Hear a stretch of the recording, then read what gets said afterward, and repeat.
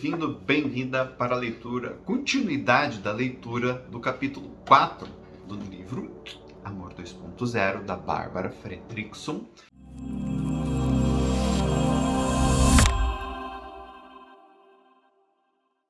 Nós vamos falar sobre tornar-se. Então, no capítulo 4 a gente começou falando sobre o fazer, as coisas que nós fazemos, e agora nós vamos falar sobre se tornar. Tornar-se nós, por exemplo.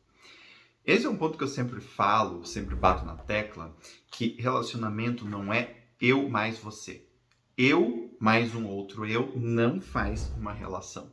É o nós. E criar o nós é algo que não é simples. É algo que segue regras, vamos dizer assim. Simples é, mas ele segue regras. Ou seja, o sentimento de nós ele precisa de algumas pré-condições para acontecer. Certo? Hoje nós vamos falar sobre algumas delas, ok? Agora, na continuidade desse capítulo, nós vamos falar sobre várias dessas pré-condições para vocês terem consciência sobre isso, tá? Então vamos lá. Tornar-se nós. O estudo que Tânia... eu não vou conseguir falar o sobrenome dessa mulher, gente. É Vacharkouksemusuk. É um sobrenome assim gigantesco, eu não consigo pronunciar isso.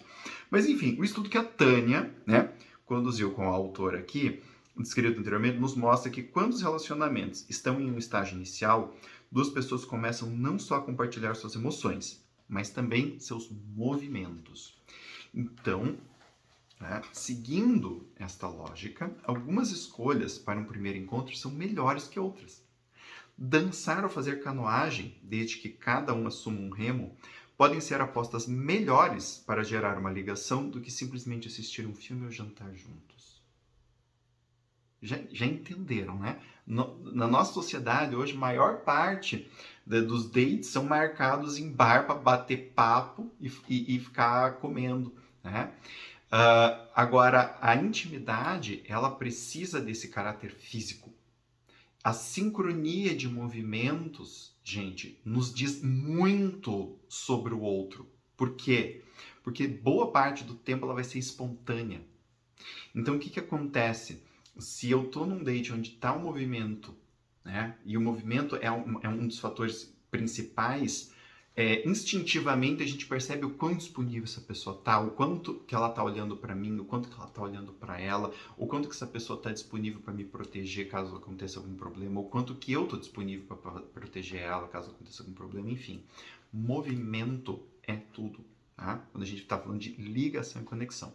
Não estou querendo dizer com isso que você não pode no barzinho sentar para conversar se você gosta disso, não é isso, não tem nada a ver. Porque mesmo num barzinho, a gente sabe que quando tem um casal que está um de um lado, outro do outro, tipo um assim e o outro assado, a gente sabe que aquele é um rolê que não está dando muito certo. Mas quando as pessoas estão se movimentando uma em direção à outra, e daqui a pouco rola aquele toquezinho na mão, e daqui a pouco a pessoa dá um toquezinho no ombro, e daqui a pouco a perna de um desliza, pela mesa para debaixo da cadeira do outro, a gente sabe o que está acontecendo.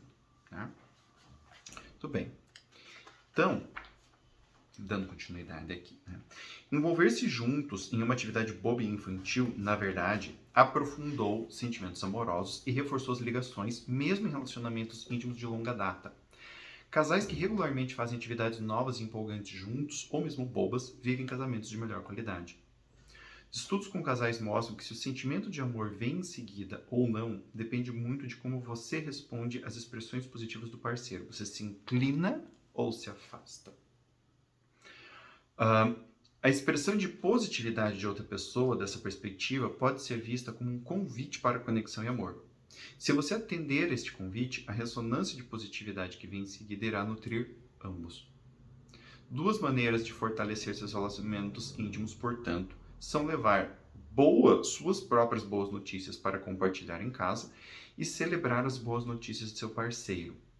Independentemente de quem inicia, o fundamental é criar uma experiência compartilhada, uma que permita que a positividade vibre entre vocês dois como um encanto, sincronizando momentaneamente seus gestos e seu biorritmo e criando um ambiente acalentador e de carinho mútuo. Né? Gente, tem coisa mais chata que quando você chega todo feliz e contente, contando uma coisa muito bacana, o outro diga pra você assim, legal. continue fazendo outra coisa. Gente, não sei você, mas isso me mata por dentro, né?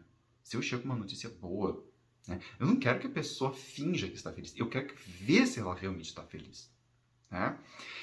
Assim como quando o outro vem me trazer algo positivo, eu respiro fundo e, porra, que massa, né? É gostoso se empolgar com as boas notícias do outro. Isso não ajuda só o outro, ajuda a gente também. Porque a gente vê que no mundo tem coisas bacanas acontecendo e que nós estamos fazendo parte delas. E isso é muito bacana, né? Então, o que a autora está falando até aqui é o seguinte.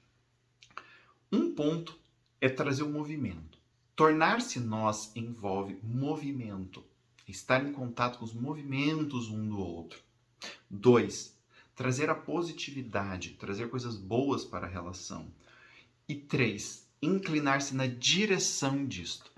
Então não adianta nada, por exemplo, a pessoa ter um monte de movimentos que estão sugerindo que ela quer ficar perto de você e você ficar parado. Né? Imagina, tu tá no encontro num barzinho, por exemplo, e a pessoa tá falando contigo, vocês estão naquele momento de quebra-gelo, daqui a pouco a pessoa coloca a mão na mesa mais próxima de ti. Imagina a pessoa olhando e fazendo assim, né? Tipo... com aquela cara de, por que você tá colocando essa mão aí?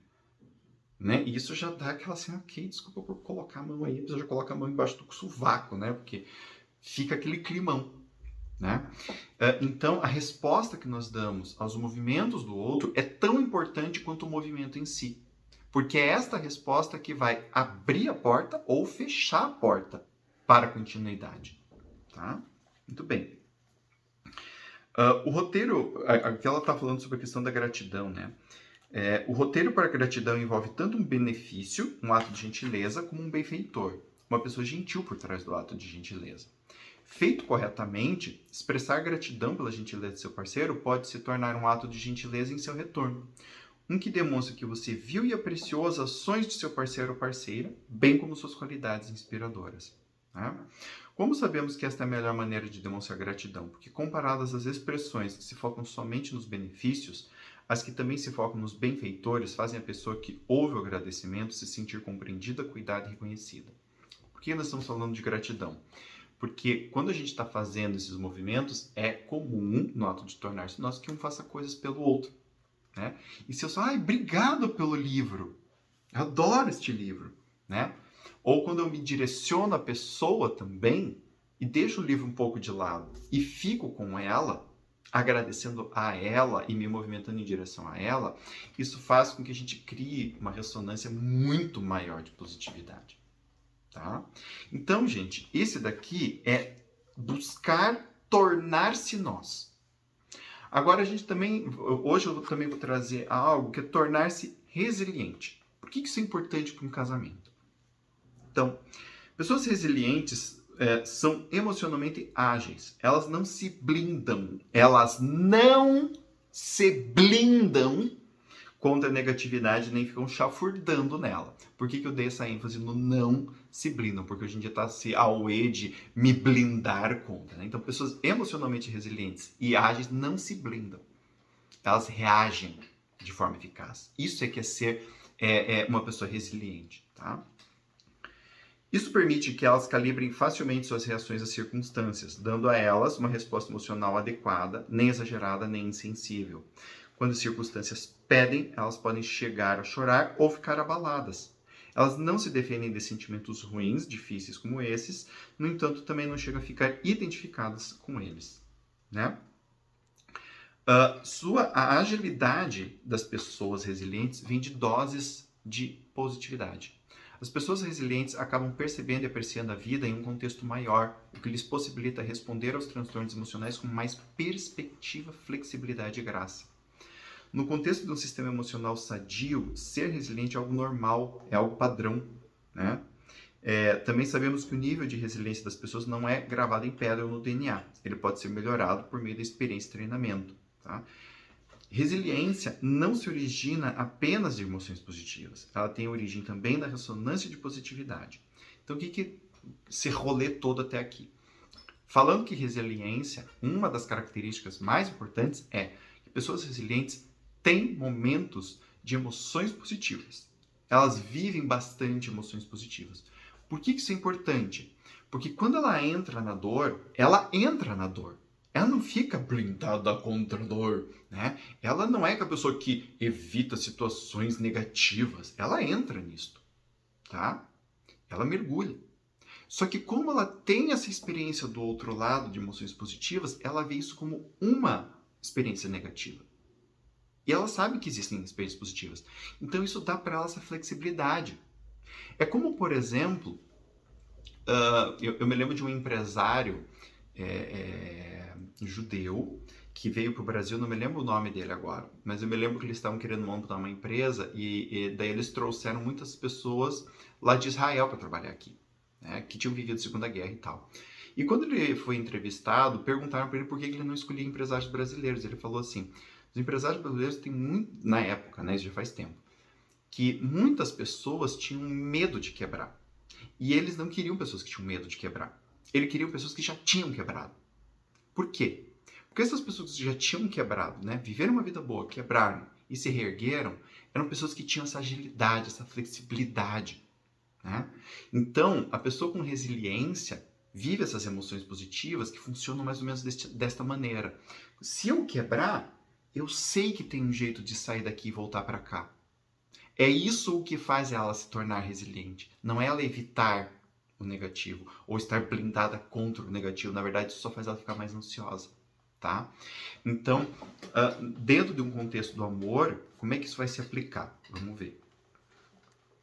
Enfrentar dificuldades juntos e bem, sugerem os pesquisadores, exige precisamente o conjunto de capacidades e aptidões pessoais e coletivas que os micromomentos de ressonância de positividade acabam desenvolvendo.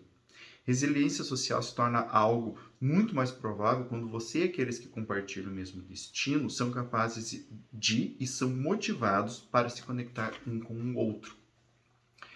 Quando discutem assuntos difíceis, por exemplo, eles, os casais, tendem a evitar espelhar o estresse e negatividade do outro. E, em vez disso, conseguem desarmar qualquer conflito ou conflito em potencial, indo ao encontro da negatividade do parceiro com algo totalmente diferente.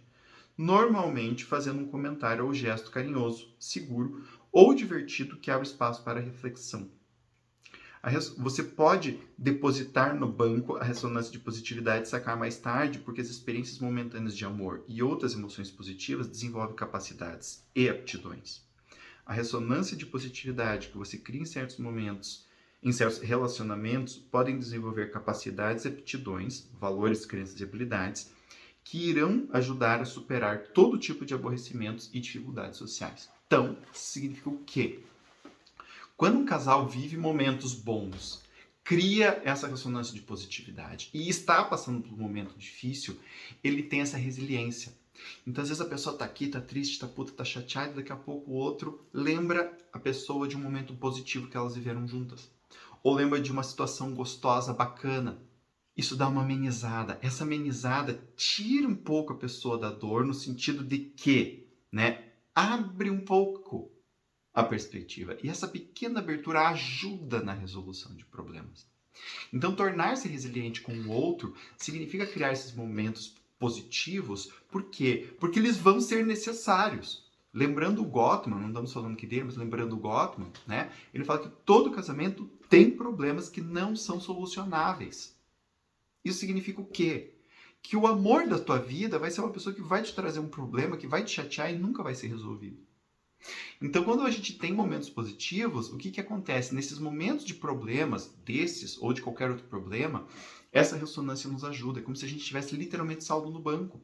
Você tem lá um bom estoque de dinheiro guardado, acontece um problema, roubam teu carro, você tem dinheiro para comprar um carro novo, né? Tem um BO na tua casa, você tem grana para recomprar uma caixa d'água que arrebentou, né? Uma fiação que está precisando trocar, né? Você não está pego de surpresa e com dívida. É para isso que a ressonância da positividade também serve, para te ajudar a se tornar nós e este nós ser forte para superar os momentos de dificuldade. Isso tudo faz parte do amor. Espero que tenham gostado dessa parte. Até o próximo.